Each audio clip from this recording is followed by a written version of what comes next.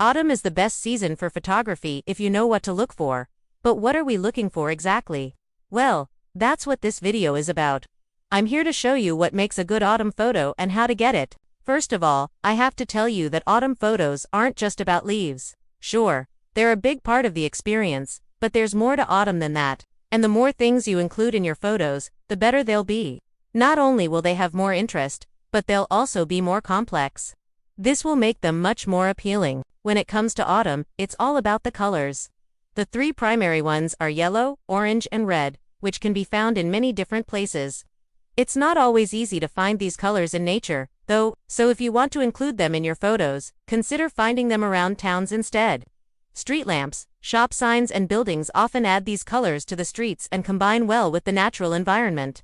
Of course, try to avoid overly edited or neon colors, since they'll most likely end up distracting. And don't forget that color works best when there's contrast.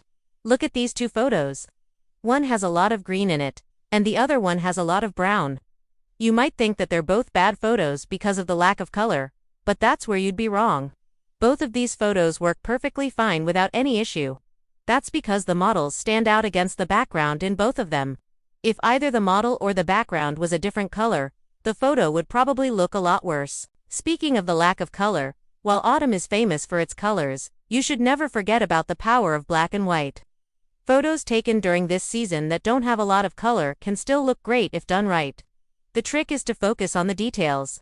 Black and white photos tend to do really well when they have a lot of textures. Since autumn is a very textured season, this shouldn't be too hard to pull off. Look at the details in these photos. They're what makes them so interesting. And if you zoom in on the colored versions, you'll see that the textures are still there. They just aren't as visible. So if you're going out to shoot in autumn, remember too about taking in black and white. It could end up being your favorite. Now let's get back to those colors. When they're present in the scene, the best thing you can do is use them to lead the viewer's eye to the main subject. Think of it like a road that leads to a building in the distance, a path between two trees, or even a fence that runs along a hill. These elements guide the viewer's eye and make the photo more interesting. They also help balance the composition by adding lines that break up the frame. And depending on how they're oriented, they can even evoke certain emotions. For example, vertical lines often convey stability and strength, while horizontal lines can give a sense of calm and relaxation. But wait, it's not over yet. There's another thing that these lines can do, and that's leading the viewer's eye to the main subject. Take a look at these two photos. In the first one, the lines lead the viewer's eye to the bench, which is the main subject. The second photo doesn't have any lines, so the viewer's eye isn't drawn to anything in particular. The photo lacks a focal point and feels unbalanced. Now, I know what you're thinking. What if there's no lines in the scene? No problem. You can always add them. The easiest way to do this is to move around until you can include something in the shot that has lines. However, if you're really stuck, you can add them yourself. All you need is something thin enough to create a line and long enough to lead the viewer's eye to the subject. A stick works really well for this. Just push it into the ground in a spot where you want the viewer's eye to go and make sure that it's stable. Then set your aperture to something small enough to make sure that the stick is in focus. If you're enjoying this video, don't forget to hit that subscribe button.